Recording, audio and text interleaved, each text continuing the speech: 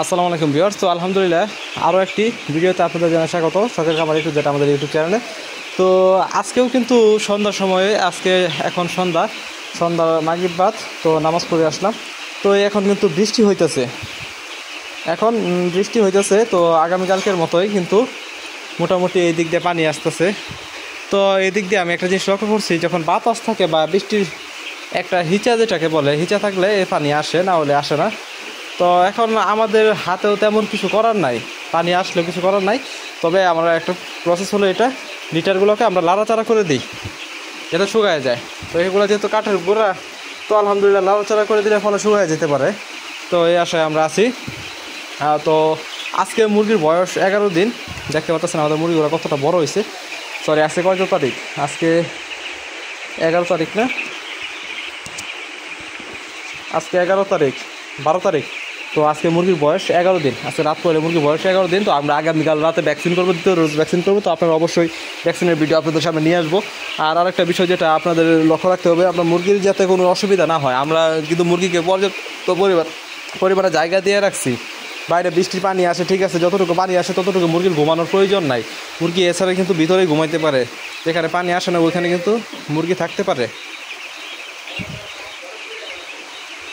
এই জন্যই বলবো যে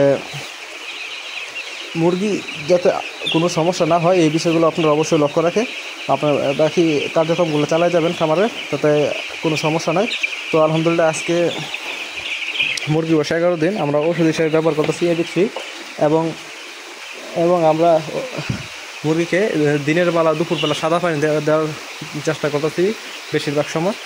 আর আরেকটা বিষয় যেটা, এখন যেহেতু বৃষ্টি হইতেছে বাইরে, তো বৃষ্টির সময় আপনি একটু খামারে থাকার চেষ্টা করবেন, কারণ অনেক সময় বজ্রপাতের শব্দে মুরগি আতঙ্কে ভয় পায়, স্ট্রোক করে মারা যায়। তো এইগুলো বড় মুরগির ক্ষেত্রে বেশি সম্ভাবনা, আর ছোটো মুরগির ক্ষেত্রে খুবই কম হয়।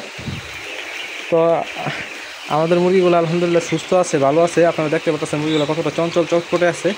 তো আমি কিন্তু এখন ওই দিক দিয়ে টোস্টটা একটু লড়াই দিছি, যাতে টোস্টটা একটু শুকায় যায়। তো বৃষ্টির যেহেতু পানি আসেই, আর বৃষ্টির পানি যেখান দিয়ে আসে ওইখানে টোস্টটা আমি কমাই দিছি, যাতে মানে পাকার মাঝে যায়, ফ্লোরের মাঝে পানিটা পড়ে পানিটা কিছুটা হলেও শুকায় যায় বা কমে যায়। তো আমরা আগামীকাল দ্বিতীয় ডোজ ভ্যাকসিন করে আমাদের এই মুরগিগুলো, যতগুলো মুরগি আছে এখানে সবগুলোকে পুরো খামারের উপর ছেড়ে দেবো। পুরো খামারটাতে মুরগিগুলো স্বাচ্ছন্দ্যে থাকবে। তারা যত ফাঁকা থাকবে তাদের তত কোনো সমস্যা হবে না।